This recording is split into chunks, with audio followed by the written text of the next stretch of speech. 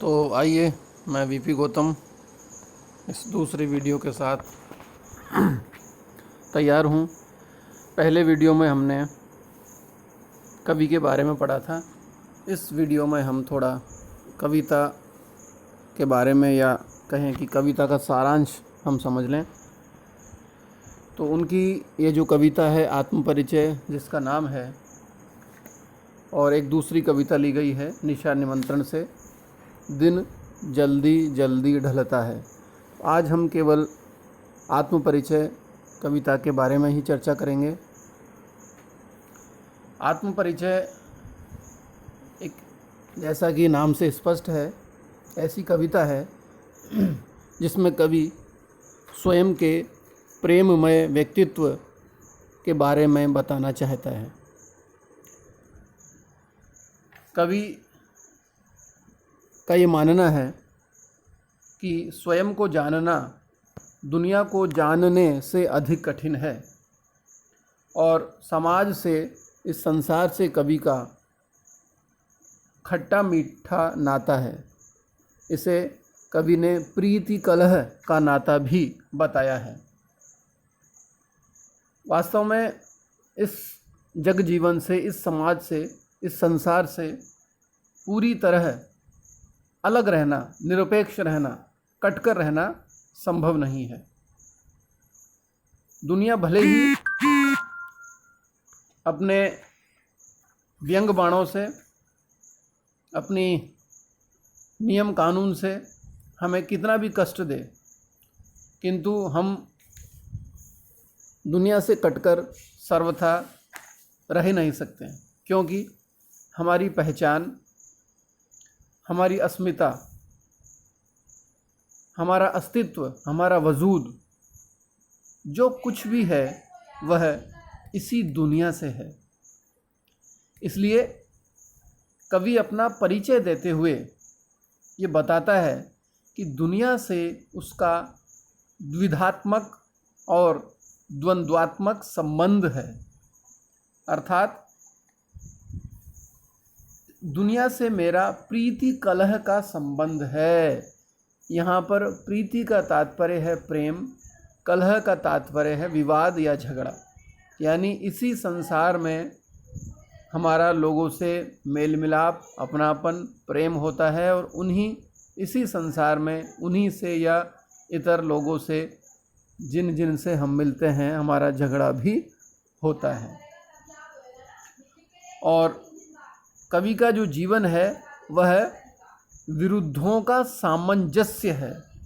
यानी परस्पर विरोधी बातों को अपने आप में समेटते हुए एक बीच का रास्ता निकालना, एक पुल तैयार करना, यही कवि का जीवन है।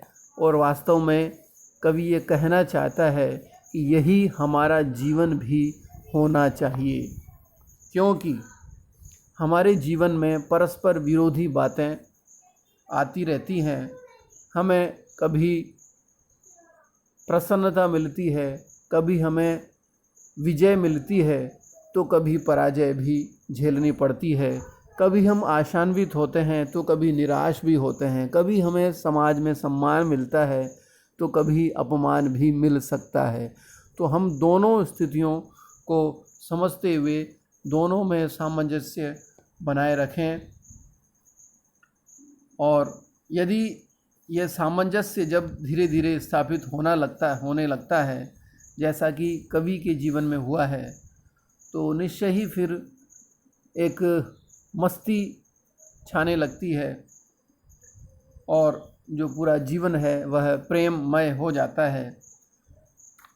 इसके अलावा कवि ये कहना चाहते हैं कि वह इन सामंजस्य स्थापित करते करते किसी ऐसी आदर्शमय स्थिति की तरफ भी चला जाता है जिसे रहस्यात्मकता का नाम दिया गया है।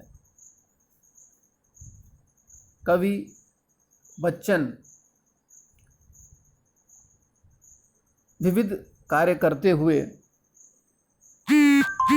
अपने जीवन के दायित्वों, कर्तव्यों का निर्वहन करते हुए भी सचेत हैं और इन कष्टों के बीच भी उनका प्रेममय व्यक्तित्व बचा हुआ है।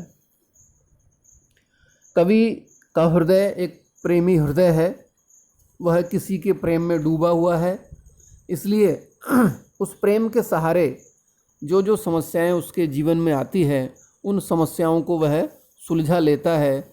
वास्तव में कवि किसी के प्रेम में डूबा हुआ है और संसार का जो तौर तरीका है वह कवि को पसंद नहीं है, इसलिए वह यहाँ कविता में हम पढ़ेंगे अपने सपनों के संसार को बनाने की बात भी करता है।